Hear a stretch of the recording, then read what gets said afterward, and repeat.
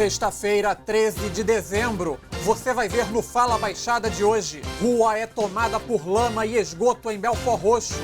Choveu, acabou, ninguém passa.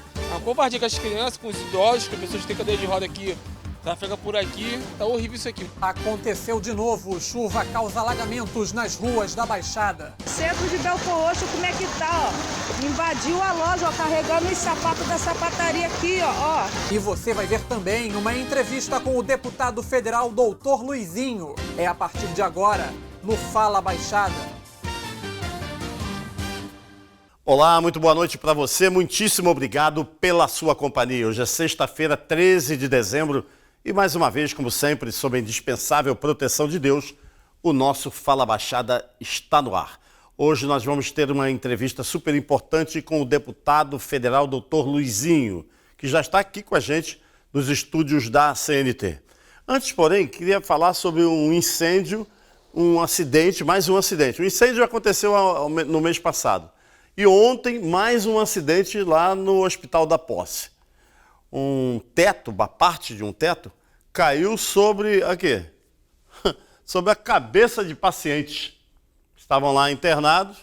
De repente, esse pedaço de teto lá de gesso da Enfermaria Amarela caiu e machucou pacientes lá no Hospital da Posse. Mês passado foi um princípio de incêndio. Ontem, um teto caindo. A pessoa já vai para um hospital. Ninguém vai para o hospital fazer tour, né? Ninguém vai passear no hospital. Se ele foi para o hospital, porque está precisando. Chega lá, está pensando que está seguro numa enfermaria, num consultório, numa sala amarela. Que seguro nada. E o diretor-geral do hospital, o Dr. Joé, sempre tem uma explicação. Aliás, o Dr. Joé é o rei da explicação. Oh, porque foi um acidente, porque teve isso, que teve aquilo. Vamos parar de enrolar e falar que isso aí está uma porcaria, que precisa ter uma manutenção mais detida. Tem que ter mais responsabilidade com o paciente, porque seguramente o teto da casa do Dr. Joé não cai, né? O incêndio não acontece lá na casa dele, pode até acontecer, mas aqui no Hospital da Posse está acontecendo muita coisa, toda hora acontece uma coisa. É triste demais, tem que ter uma revisão geral. Tem mais do incêndio aqui? Também foi um acidente. Era mais fácil deixar a Defesa Civil lá, construir um anexo para o Hospital da Posse, para botar a Defesa Civil. O que é isso aqui? Uma garrafa de álcool aqui, ó. Uma garrafa de álcool bem em cima onde teve um incêndio. Por sorte, isso aí não incendiou o hospital todo. É negligência demais, né, gente? Às vezes a gente quer ter um pouco de boa vontade com alguns profissionais, né? Mas tem gente comandando unidade de saúde que já era para ser substituído. O cara já está cansado. Anos e anos lá. Ah, porque o doutor já é, porque tá bom. Vamos testar outros, gente. Tem gente competente também. Não é possível que não exista na face da terra uma outra pessoa com capacidade para comandar o Hospital Geral de Nova Iguaçu. Então, o povão já está reclamando, já estão por aqui com esse tal doutor explicação. Todo dia tem uma explicação. De blá, blá, blá, o povão já anda por aqui, né? Olha só, gente, tem um outro problema que a gente quer mostrar, e vamos mostrar agora. Você sabe quem faz o Fala Baixada são vocês, que mandam imagens, que mandam e-mails, né? Que nos mandam através de WhatsApp. E vocês é que pautam o nosso Fala Baixada. Então, nós temos dois zaps. Um é de Belford Roxo. Olha só, quantidade de água por causa da chuva e por causa da falta de respeito e de atuação do poder público municipal de Belford Roxo. Põe na tela. Aqui, ó, Rua Dona Luísa, aqui no bairro de Xangri-Lá. Aí, ó. A prefeitura fez uma obra ali, bem onde está aquele caminhão vermelho ali, ó. Tá trancado ali. A rua tava asfaltadinha, bonitinha. Depois que eles começaram a fazer a pavimentação aí, ó, abandonaram a obra, ó. A gente não tem nem como passar, ó. Carro pequeno não passa, só ônibus e caminhão, carro grande. O morador tem que passar no meio da água, ó, com risco de pegar uma doença. Aí, ó. A informação que tivemos é que o prefeito Vaguinho está em Brasília, estava em Brasília ontem. Aqui, O cara, ele não é deputado federal, mas toda semana, se quiser encontrar o prefeito de Belford Roxo, é só ir a Brasília ou ligar para lá para o gabinete da deputada Daniela do Vaguinho, Daniela Carneiro, a deputada Daniela do Vaguinho. Se o Vaguinho queria ser deputado federal, deveria ter se candidatado, não é, gente? Então, toda semana, terça, quarta e quinta, Belford Roxo não tem prefeito. E nem vice, porque o vice foi candidato a vice-prefeito e depois se elegeu deputado estadual. Então, Belford Roxo, que não tem vice-prefeito, também agora não tem prefeito, às terças, quartas e quintas. Aí acontece isso que está acontecendo em Belford Roxo, né? Viu aí no Xangri-Lá? Todo largado. Agora você vai ver no centro da cidade. Olha só, no centro de Belford Roxo. Põe na tela. Centro de Belford Roxo, como é que tá, ó? Invadiu a loja, ó, carregando os sapatos da sapataria aqui, ó. Aqui, ó. Olha lá, olha aí como é que tá aí, ó. Carregando as coisas aí, ó. Da loja, água. Aqui, ó. A loja aqui, ó, do moço aqui, ó. Como é que tá, ó? Centro de Belford Roxo, ó. A água entrou dentro das lojas, tá levando as mercadorias, tá levando tudo. Tudo aqui, ó. Aqui, ó, todo mundo segurando as barracas. Aqui, ó, como é que tá? Aqui, ó. Inacreditável, né, gente? Só não é inacreditável porque nós mostramos aqui. Agora, essas imagens que vocês acabaram de ver, tanto esse quanto o anterior, são de Belford Roxo. Seguramente a cidade, uma das cidades mais abandonadas da Baixada Fluminense. Então eu quero fazer um alerta aqui a você que mora e que vota em Belford Roxo. Se você, daqui a pouco, há menos de um ano, nós teremos eleições para vereadores, para prefeito e para vice-prefeito. Se você achar que o prefeito de Belford Roxo atual, Vaguinho, está fazendo um excelente governo, se você considerar que ele está fazendo um bom governo, gente, vota nele, sabe que são mais 4 anos. Agora, se você considerar que o prefeito está abandonando a cidade, que a cidade está desse jeito que você está vendo e não está melhorando, procure outro. Procure outro. E outra coisa, não venda o seu voto, porque você, quando vende o seu voto e recebe um dinheiro, está sabendo que esse dinheiro é um dinheiro sujo. E aí você vendeu o seu voto por R$50. Um mandato de um prefeito, de um deputado, de um vereador, ele tem 4 anos, então em 48 meses. Logo, você vendeu por R$1 por mês.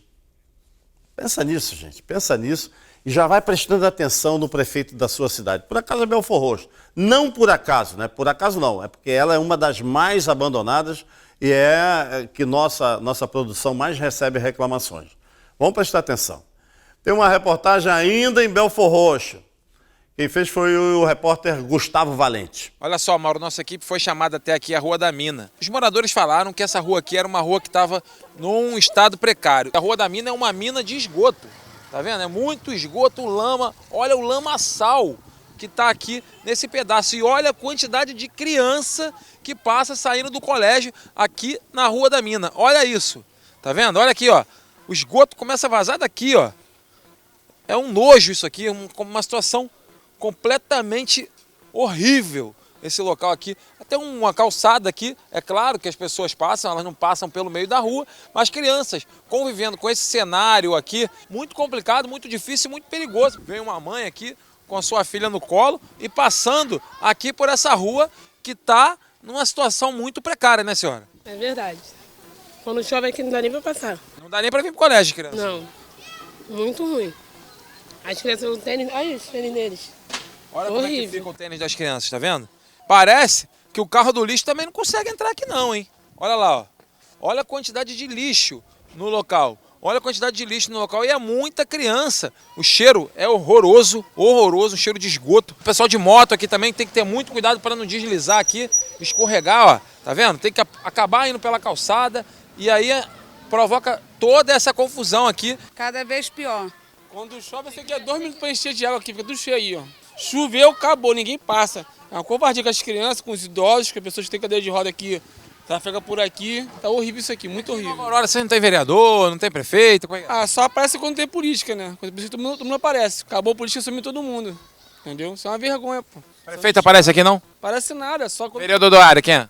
Ah, filho, nem se sabe mais quem é o vereador da área aqui, porque eles são mitudinhos, entendeu? Na hora não parece ninguém aí, ó. Tá horrível mesmo. Tá tanta lama que olha aqui a parede, tá vendo? Olha a altura que tem respingo de lama aqui na parede. Que os carros passam e jogam aqui. Realmente é uma situação... Eu não sei como o prefeito não tem vergonha dessa situação aqui na Rua da Mina, em Belford Roxo. Não adianta inaugurar praça, não adianta inaugurar posto de saúde, não adianta inaugurar colégio, se esse tipo de situação aqui não for resolvida, porque isso aqui atrapalha na educação, porque quando chove, a pessoa, a criança não consegue chegar ao colégio, isso aqui atrapalha na saúde, porque as pessoas ficam doentes devido a isso aqui. Então, situações como essa têm que ser prioridade para a Prefeitura de Belford Roxo e não deixar a população dessa maneira. Que o prefeito venha até aqui a Rua da Mina e resolva isso.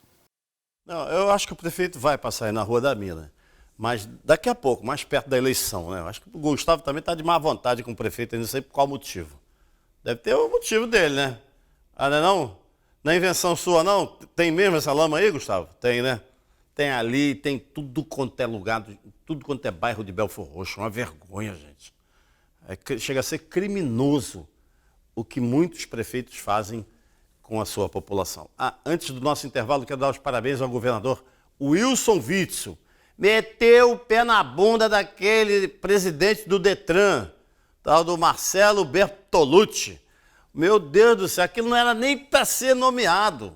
Felizmente, o governador demitiu, mandou embora o tal do delegado Bertolucci. Pode ser um bom delegado federal, pode ser até um bom advogado. Agora, como gestor público, tchau. Tchau. Doutor Bertolucci, um abraço. Ninguém vai sentir saudade sua no Detran, nem as pessoas que precisaram do Detran no período em que o senhor presidiu o órgão. Daqui a pouco, depois do nosso intervalo, a entrevista com o deputado federal, o doutor Luizinho. Rapidinho a gente volta. Tecnologia.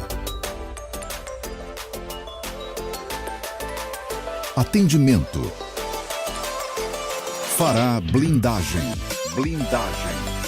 Satisfação do cliente. Blindagem. Blindagem. Segurança para a sua família. Fará blindagem. Fará blindagem. Tecnologia a serviço da vida. Só existe um lugar onde o dinheiro vem antes do trabalho. No dicionário. Pioneirismo, qualidade de ensino, excelência nas instalações, responsabilidade social e consciência ambiental. Venha para a Unig. Seu futuro começa na mais bem preparada Universidade da Baixada e do Noroeste Fluminense. Unig, Universidade Iguaçu. Estamos de volta com o nosso Fala Baixada. Tem um prazer muito grande poder receber aqui nos nossos estúdios o doutor Luizinho, deputado federal. Doutor Luizinho, queria começar logo, primeiro agradecendo muito a sua presença aqui com a gente, viu? Sempre aqui inteiramente à sua disposição. Mauro, eu que agradeço estar aqui nesse programa maravilhoso. Fala Baixada é o grande canal de comunicação da Baixada Fluminense. Você nesse trabalho brilhante, junto com a tua equipe aqui, colocando os problemas da Baixada Fluminense e o espaço para que a gente possa buscar as soluções para melhorar a nossa região. Quem é da Baixada sabe muito bem da sua dedicação ao povo da Baixada Fluminense. O senhor que é médico, a vida inteira dedicada à Baixada Fluminense. Agora, o senhor viu com a gente aqui essas matérias em Belford Roxo, mostrando o abandono da cidade na questão do saneamento. Há anos que a Baixada sofre com isso. Isso não é uma exclusividade de Belford Roxo. Os outros municípios também não são diferentes. O que pode ser feito lá no Parlamento Federal, e nós já estamos aqui um ano de mandato seu, né, completando quase um ano, 10 meses, praticamente um ano, e para minimizar o sofrimento da nossa gente. Eu sei que muitos deputados enviam para os municípios chamadas emendas parlamentares, mas é um ponto ali, uma coisa muito pontual, um para fazer uma praça, outro para fazer um posto de saúde. Eu digo investimento maciço. A gente assiste, acompanha há muito tempo política, vê, por exemplo, a bancada do Nordeste muito unida quando é para obras maiores, para coisas mais complexas. Pode ser feito isso aqui através da bancada do Rio? Mauro, eu acho que pode ser feito, é um canal, mas eu acho que nós precisamos de soluções práticas para os nossos problemas que tem muitos anos, não só na Baixada Fluminense, mas em todo o país. A Baixada é muito mais agudo, porque nós temos uma região com 4 milhões de habitantes. A nossa Baixada Fluminense é o 16º estado da federação. Se nós fôssemos compararmos a Baixada com o estado do Espírito Santo, nós teríamos que ter 10 deputados e 3 senadores. Infelizmente, nós não somos um estado, então a gente efetivamente está subrepresentado. Por mais que a gente queira, temos alguns deputados atuantes, não vamos conseguir ter a força que tem uma bancada de estado. Mas nós votamos, Mauro, agora, nessa semana na Câmara dos Deputados, o novo marco legal do saneamento público. O saneamento público é um problema no nosso país. Nosso país tem cerca de 50% das residências e domicílios sem saneamento público. Nós precisamos fazer esse avanço no saneamento básico. Como é feito? A gente vai evitar que tenha só as companhias estatais podendo assumir a água e esgoto das suas cidades.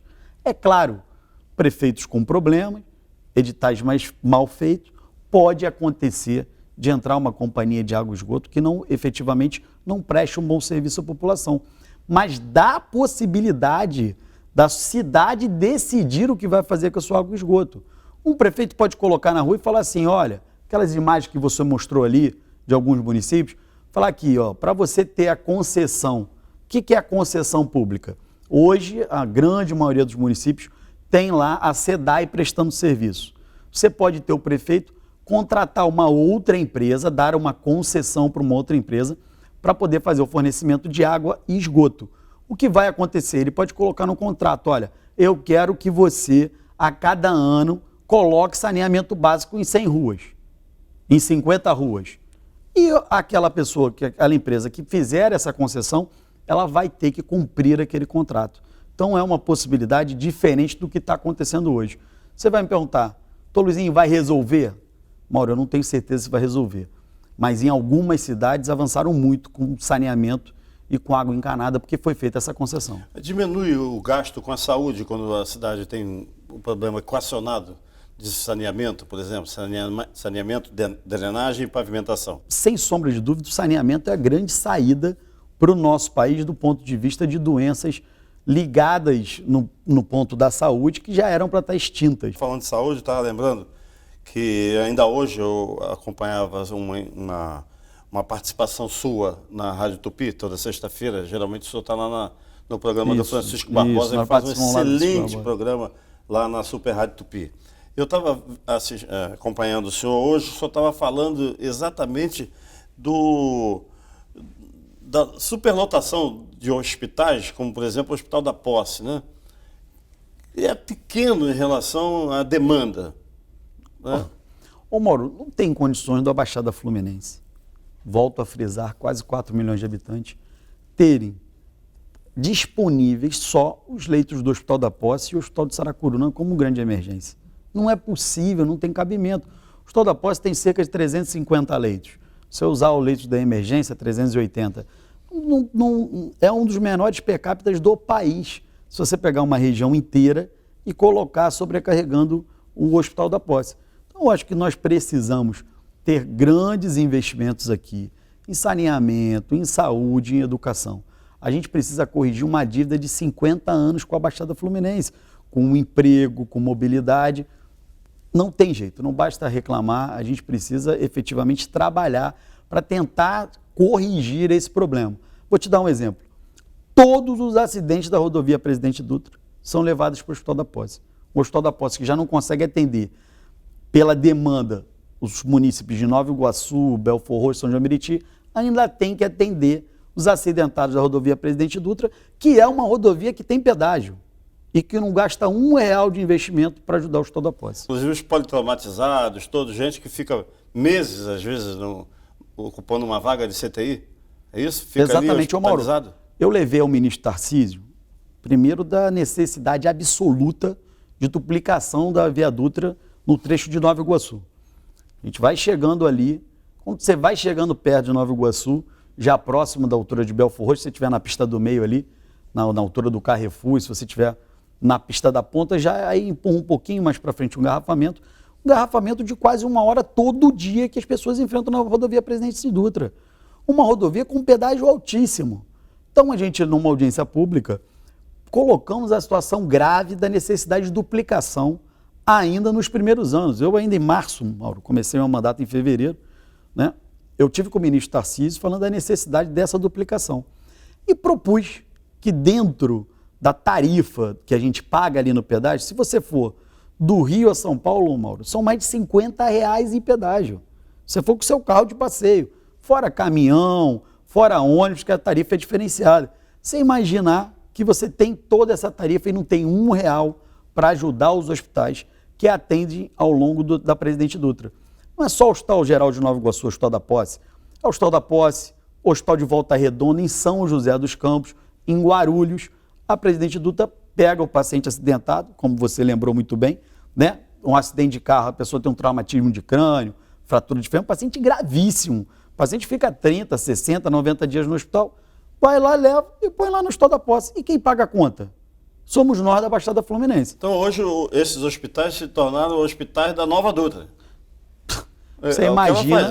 Você imagina que não só todos os problemas que a gente tem na Baixada Fluminense, a gente ainda tem que ser o hospital de referência de uma empresa privada que é a concessionária Nova Dutra. A gente briga para que numa nova concessão tenha tarifa para o recurso para a saúde. Então o senhor defende que a Nova Dutra, porque quando nós estamos trafegando na rodovia, que é uma rodovia pedagiada, que todos nós pagamos para transitar por ali, não é isso? E nós somos pacientes, nós somos clientes da rodovia. Exatamente. Ela tem que cuidar da gente. Exatamente. Inclusive, se tiver um acidente, ela não quer cuidar. Ela quer colocar uma ambulância e te remover para o Hospital da Posse. Acabou para o hospital público, o problema dela está ali.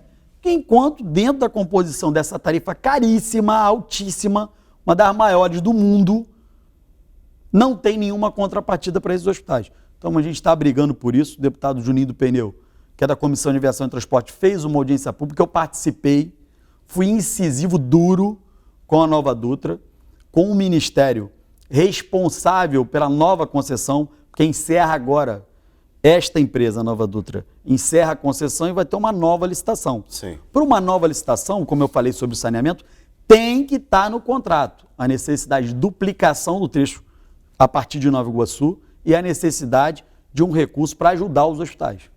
Ela vai poder participar? Essa própria Nova Dutra vai poder? Ela pode participar. Ela pode participar. Provavelmente sim. As regras é que tem que ficar mais claras, não é isso? Ô Mauro, a regra tem que estar beneficiando a população usuária. Não pode ser feito um contrato que beneficie só a empresa que está ali com o contrato de concessão. Né? Tem que ter uma regra que vá beneficiar a pessoa que está ali transitando e as cidades do entorno. O que vai acontecendo, Mauro? A pessoa está chegando lá em Nova Iguaçu, está engarrafado, o que eles fazem? Entram por dentro ali de Nova Iguaçu, ali do Rancho Novo, da Prata, você vai passando nas ruas, aquele trânsito pesado, vai gerando buraco, vai tendo um risco maior de atropelamento das crianças, e aquilo ali torna um verdadeiro inferno, um entorno ali da Presidente Dutra, porque não tem a duplicação nesse trecho de Nova Iguaçu. Deputado, ainda nesse tema transporte e mobilidade, queria falar sobre no governo Sérgio Cabral, foi inaugurado aqui na Baixada Fluminense o primeiro trecho do Arco Metropolitano. Uma obra super importante, que a intenção era ligar o porto de Itaguaí, né, até lá o Comperge, em Itaboraí.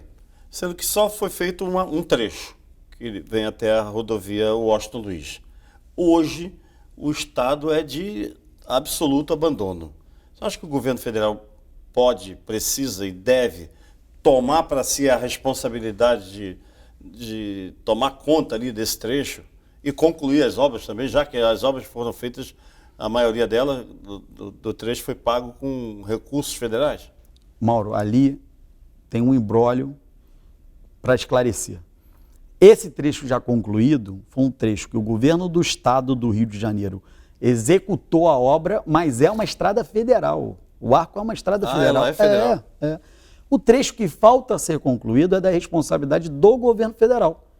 Então, o governo do estado fez o trecho do Arco Metropolitano, concluiu, e o trecho federal não foi concluído. Infelizmente, uma calamidade que se abateu sobre o nosso país, sobre o estado, O Comperj não foi para frente, então você não teve a grande movimentação de veículos que era esperado, né? A rodovia não está sendo cuidada, mas a gente, nessa mesma audiência que eu tive com o ministro Tarcísio, ministro da Infraestrutura, nós cobramos a questão do arco metropolitano e o posicionamento do Ministério é que ele será relicitado junto com a rodovia Rio-Teresópolis. O compromisso do ministro é, quando vai licitar agora para 2021, começar uma nova concessão também ali, a CRT, fazer a gestão ali da Rio-Teresópolis, a gente vai passar ali, começa a duplicação, para uma confusão, né? Às vezes a gente vai lá final de semana em Teresópolis, alguém quer visitar lá a feirinha de Teresópolis, um lugar maravilhoso, aí para, tão em obra, aquela obra parece uma obra de igreja, não acaba nunca. Então eles se comprometeram numa nova concessão, incluir o arco metropolitano, e a gente está em cima desse processo, porque tem um estudo do Ministério querendo dividir a concessão da Presidente Dutra até Paracambi, junto com o arco metropolitano e a rodovia Rio-Teresópolis, e de Paracambi para frente a Dutra, Paracambi até São Paulo, fazer uma concessão junto com a Rio Santos. O que a gente enxerga nisso, Mauro? Está atendendo São Paulo. É o trecho que atende São Paulo. Então o que eles querem fazer? Uma concessão para uma rodovia que vai atender o estado de São Paulo, com inúmeras cabines de pedágio para os ricos, e nós, com um trecho de Baixada Fluminense, que precisa de uma obra caríssima de duplicação, com a Rio-Teresópolis, que é outra obra caríssima de duplicação. Quem você acha que vai participar de uma licitação dessa? Mais o arco metropolitano? Tem interesse em São Paulo. Ninguém vai interessar. Então nós aqui da bancada do Rio de Janeiro, da Baixada Fluminense, vamos brigar para que essa concessão da Dutra seja feita por completo. Se for o caso, nós vamos entrar na justiça, fazer projeto de decreto legislativo. Eu falei com eles, nós vamos barrar se for dessa maneira, porque a Baixada Fluminense tem que ser tratada com respeito. Nós não vamos ficar a reboque do estado de São Paulo. Qual é a sensibilidade que o senhor imagina que o presidente da República, que é do Rio, possa ter em relação a esse assunto? 100%. Eu pedi uma audiência ao presidente Bolsonaro. Tenho certeza absoluta que, ao tomar ciência disso, o presidente vai proibir uma licitação desse tempo. O presidente Bolsonaro tem uma postura muito clara com os assuntos. A gente pode, em pontos, divergir do posicionamento dele, né? Eu aplaudo algumas atitudes e tenho divergências com ele em outros setores, em outros posicionamentos. Mas ele é claro, eu tenho certeza absoluta que ele não vai deixar um absurdo desse, deixar ali o trecho da Presidente Dutra, que pega a região da Baixada Fluminense e parte da cidade do Rio de Janeiro, relegada a segundo plano. Doutor Luizinho, queria pedir licença por alguns minutos para o nosso intervalo. E daqui a pouco, no segundo bloco, queria propor falarmos sobre saúde um pouco mais. Eu estou conversando aqui com o deputado federal, doutor Luizinho. Rapidinho, a gente volta. Tecnologia. Atendimento. Fará blindagem. Blindagem. Satisfação do cliente. Blindagem. Blindagem. Segurança para a sua família. Fará blindagem. Fará blindagem. Tecnologia a serviço da vida. Só existe um lugar onde o dinheiro vem antes do trabalho. No dicionário. Pioneirismo, qualidade de ensino, excelência nas instalações, responsabilidade social e consciência ambiental.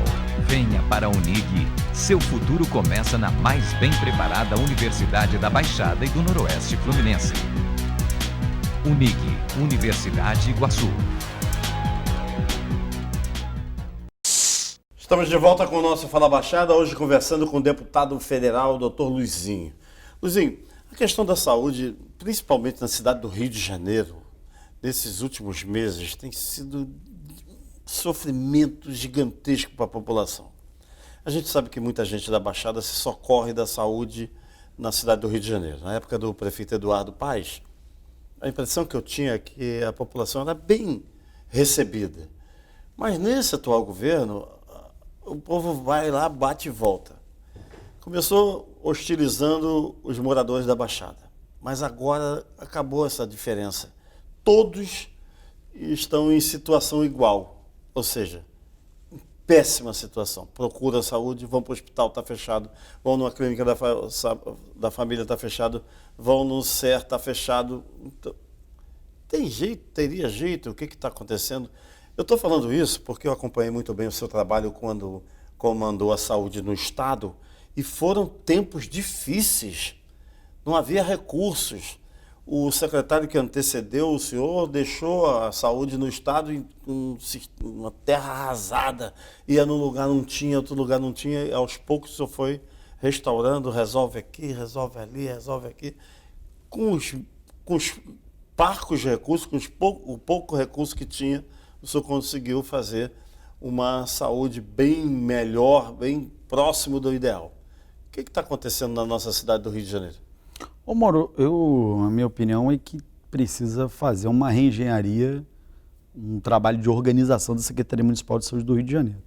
A cidade vive uma grave crise financeira, né? É notório, perda de receita, e precisa ser reorganizado toda a rede. Precisa renegociar cada contrato. Precisa olhar o que tem e o que pode ser cortado. Quando eu cheguei na Secretaria de Estado de Saúde do Rio de Janeiro, na maior crise de todos os tempos. Essa crise, eu brinco, essa crise do Rio de Janeiro aqui é café com leite perto do que a gente vivia no Estado, né? Mas nós, já no primeiro dia, eu cortei a locação de todos os carros. A gente não tinha um carro alugado na Secretaria. Eu rompi todos os contratos de aluguel. Nós saímos de todos os lugares que nós pagávamos aluguéis para unidades próprias nossas da Secretaria. Cortamos todos os tipos de privilégios, todos os nossos contratos, o contrato de limpeza, o contrato de manutenção, cada um dos contratos a gente fez a revisão em cada um dos hospitais. Nós fizemos revisão em cada um dos contratos com organizações sociais. Mauro, quando eu cheguei, nós pagamos 2,1 milhões por cada UPA. E eu já fiz as licitações das UPAs de R$1 milhão. Para pagar 1 milhão por UPA é menos 1,1 milhão. Quando eu coloquei a primeira licitação na rua, a nossa credibilidade, a credibilidade do Estado pela crise era tão grande que nenhuma OS veio participar. Na minha última licitação, disputaram 14 OS pela UPA de R$1 milhão. Todo mundo falava, esse rapaz é maluco, ninguém vai querer administrar uma UPA. E no final, 14 disputaram uma UPA de 1 milhão, que a gente fez uma redução de custo. A gente cortou 1,5 bilhão de despesa. E no final, os nossos números de atendimento foram melhores do que todos os anos anteriores. A gente bateu o recorde de cirurgia, de transplante. Agora, tem que olhar como você vai fazer e direcionar os seus recursos. A saúde tinha um helicóptero. Eu nunca fiz voo naquele helicóptero. O que passou a transportar aquele helicóptero? Órgãos para transplante, transplante de córnea, de fígado, de rim. Então tem que olhar que a saúde precisa da atividade fim. Às vezes, Mauro, quando eu comecei a ser secretário de saúde de Nova Iguaçu, eu entrava num posto de saúde e não tinha nenhum ar-condicionado funcionando. Aonde tinha um ar-condicionado funcionando? Na sala do diretor. Fala a primeira coisa, tira aqui da sala do diretor e vamos colocar no consultório. Precisa entrar em cada uma das cidades, em cada uma das unidades da cidade do Rio de Janeiro, olhar o que está acontecendo, cortar o desperdício e usar o dinheiro para a ponta. Porque às vezes está lá dentro da administração.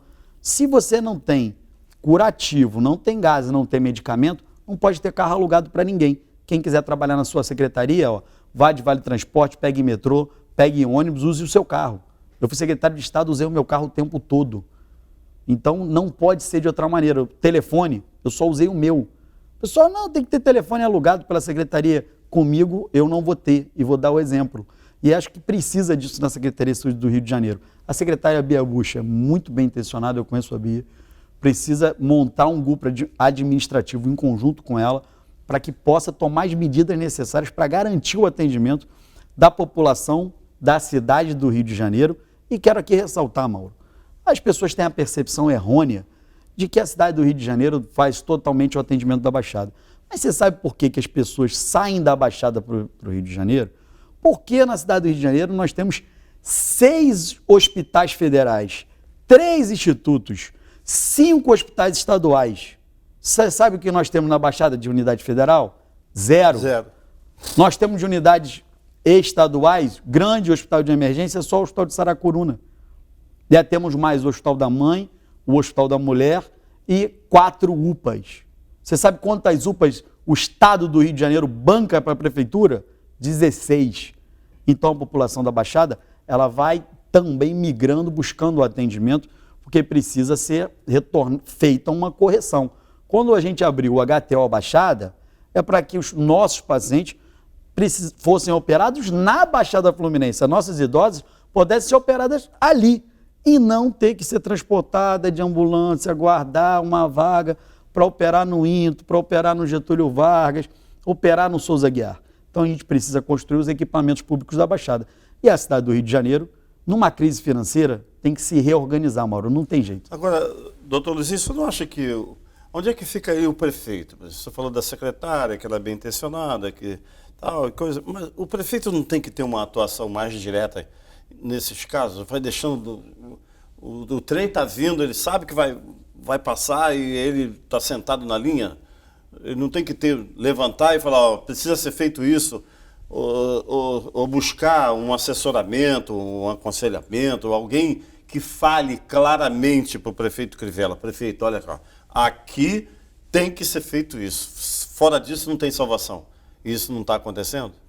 Mauro, eu quero aqui considerar que o que precisa ser feito é trabalhar, a gente precisa sentar e trabalhar. Sentar, olhar o problema, encarar de frente, né? Às vezes as pessoas têm algum problema, a gente mesmo conhece vários amigos, o cara tem um problema financeiro, está sem emprego num período, e às vezes a pessoa não quer mudar o seu hábito de vida, né? Não quer cortar aquela pizza de sexta-feira, não quer cortar uma assinatura do jornal, não quer cortar a prestação, mas eu comprei um carrinho. Numa crise, tem que fazer uma gestão de crise. Eu acho que o prefeito Crivella precisa fazer uma gestão de crise. Olha, nós não temos recursos. O que é prioridade?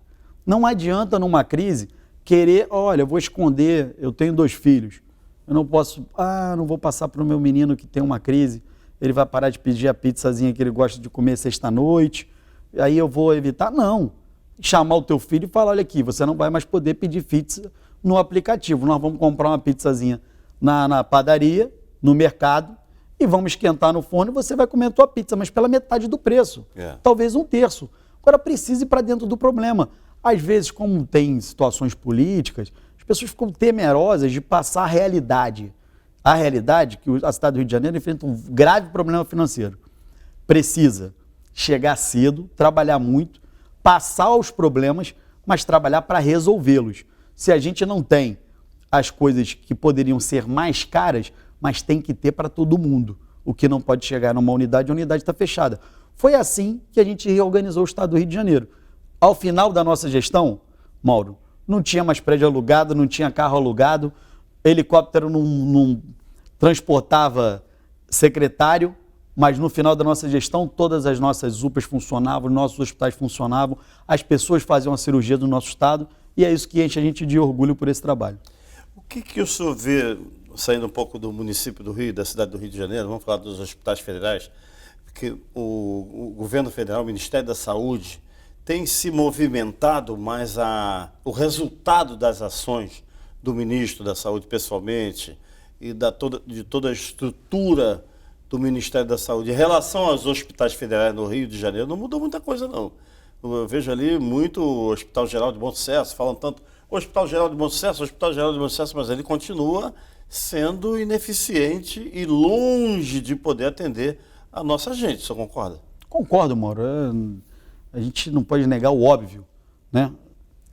Eu tenho certeza da competência do ministro Mandetta, da equipe dele, mas precisa ser tomada uma medida efetiva nos hospitais e nas unidades federais do Rio de Janeiro.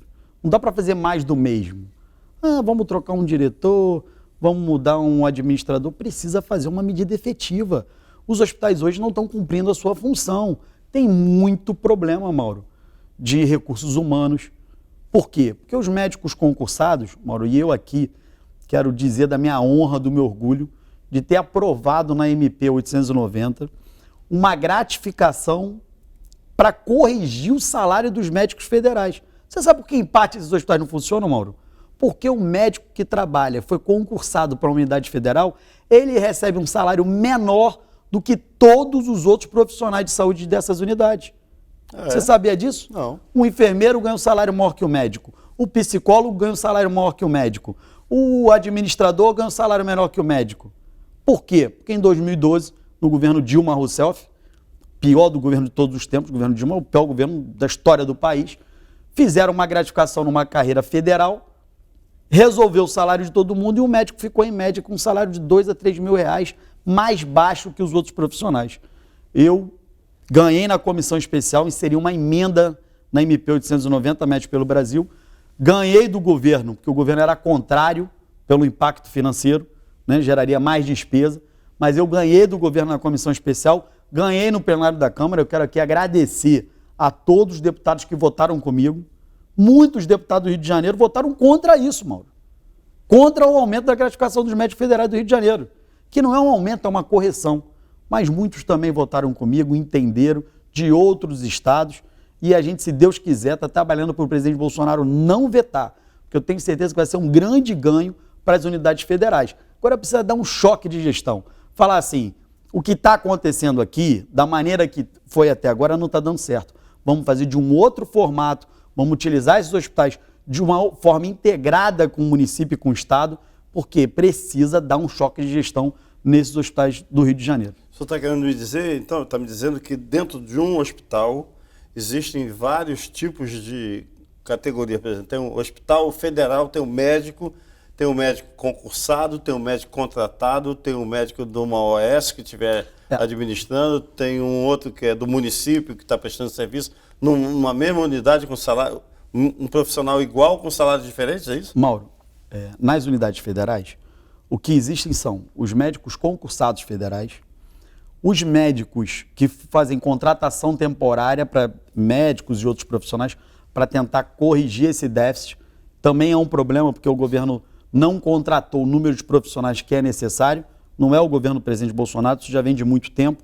Os médicos estão concursados aposentando e não conseguem repor essa quantidade de profissionais. Mas não tem OS nos hospitais federais. Tem problema salarial? Tem problema salarial.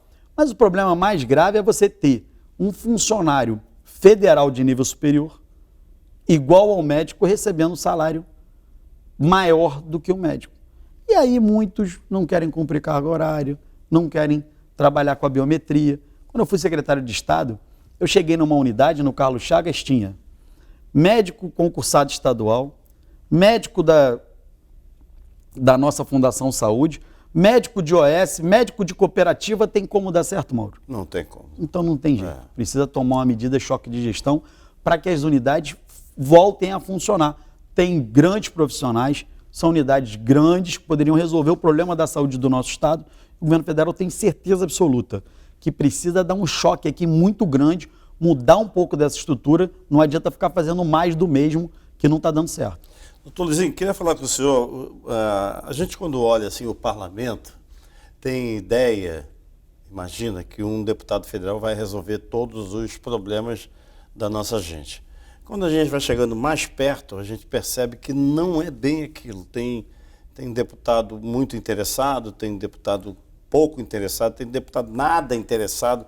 Como é que foi como é que é a sua visão lá, quando o senhor chegou lá no Parlamento Federal? Já que o senhor é da iniciativa privada, da batalha, é o que tem que trabalhar para conquistar o dia a dia. Como é que é? Mauro, é muito diferente, né? Você vem da iniciativa privada, você tinha acostumado a acordar todo dia às 6 horas da manhã, acordar, trabalhar, empreender, gerar emprego, passa a ser secretário municipal de São Nova Iguaçu e secretário de Estado, também é o Poder Executivo.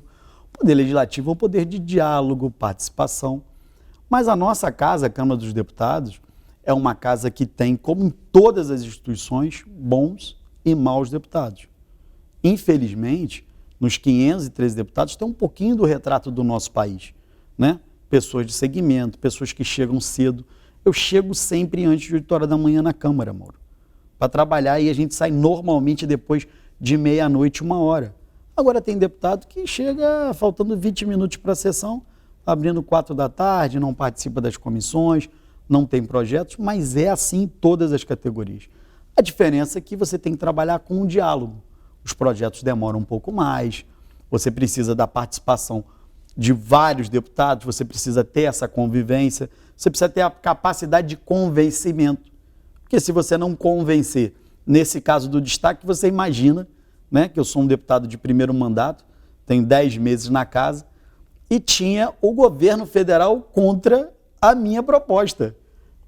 Das pouquíssimas votações que o governo federal perdeu no plenário da Câmara esse ano, foi a minha emenda. Eu consegui fazer essa emenda e ganhar do governo federal por uma diferença de 30 votos. 196 deputados votaram comigo e 160 e pouco votaram contra. O resultado final foi uma surpresa para todos. Como um deputado de primeiro mandato consegue ganhar do governo federal numa correção.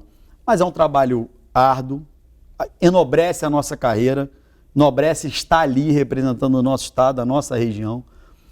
Nós temos uma missão muito grande ali, principalmente na área da saúde, que é uma área muito difícil. Quase ninguém entende de saúde do Brasil. Então a gente tem um trabalho muito pesado na área da saúde. Às vezes a gente acaba, o nosso pessoal falando, a gente fala, Luizinho, você fala muito sobre saúde, você tem um conhecimento grande, mas temos outros problemas. Mas nós temos um problema principal. Nós estamos vivendo uma era da internet, das pessoas quererem aparecer, fazer um vídeo querendo aparecer, e temos deputados nessa postura, né? A gente que gosta de trabalhar sério, trabalhar com diálogo, com moderação, porque só o que resolve as coisas, Mauro, é trabalho. Não vai resolver no grito, não vai resolver na fanfarronice. A gente gosta de dialogar e trabalhar. Quando a gente concorda com o governo, a gente vai lá, aplaude. Quando a gente discorda, a gente coloca o nosso ponto de vista e tenta mudar o que está acontecendo para melhorar o nosso país. Doutor Luizinho, queria agradecer muito a sua presença aqui, o prestígio da sua presença aqui no nosso Fala Baixada, colocando as nossas câmeras, como sempre, inteiramente à sua disposição. Bom, Mauro, eu tenho que agradecer aqui a você, a tua equipe, por essa oportunidade. Um dia para Nova Iguaçu especialmente triste, né? Esse 13 de dezembro vai ser um dia marcado na nossa história. A gente perdeu hoje, né? Eu vim ainda agora do enterro da dona Idalina. Ah, verdade. Bem lembrado. Quintela Bottari. Dona Idalina, acho que é uma das maiores filantropas que eu conheci na vida, né? Ela que cuidava do patronato. Antes da dona Idalina chegar para cuidar do patronato, o patronato passava numa crise gravíssima. Ela saiu das suas atividades, decidiu se dedicar ao patronato. Ela organizava o patronato, cuidava daquelas crianças, organizou durante mais de 20 anos aquela festa do Arraial da Ajuda. Uma pessoa dedicadíssima. Eu tinha, Mauro, feito uma emenda das minhas emendas de R$500 mil por ano para ajudar o patronato. Eu liguei para ela, dona Idalina, o que a gente pode ajudar? Qual é mais ou menos o seu custeio? Eu falei, eu vou colocar 500 mil por mês, por ano, para ajudar o patronato. Com esses 500 mil, já metade das despesas do patronato estariam cobertas. Eu falei isso com ela muito rápido, que eu iria fazer, mas eu não tive a oportunidade de entregar a ela o espelho dessa emenda. Ela ficou sabendo, né? O doutor Sérgio Gama, o doutor Orlando Bottari, esposo, chegaram a conversar com ela já internada, mas eu, pessoalmente, não tive a oportunidade de estar com ela fazendo essa entrega. Eu quero aqui registrar para o doutor Orlando Bottari, para toda a família iguaçuana, essa perda, essa mulher com uma perda irreparável para Nova Iguaçu, para o Rio de Janeiro, para o Brasil. Queria aqui deixar registrado nesse espaço maravilhoso. Muito obrigado, Mauro. Sempre que me convidar, estarei aqui presente no Fala Baixada. Muito obrigado. O Fala Baixada é assim, compromisso com a verdade, compromisso com você. Muitíssimo obrigado pelo prestígio da sua companhia. Um grande abraço a todos e até segunda-feira.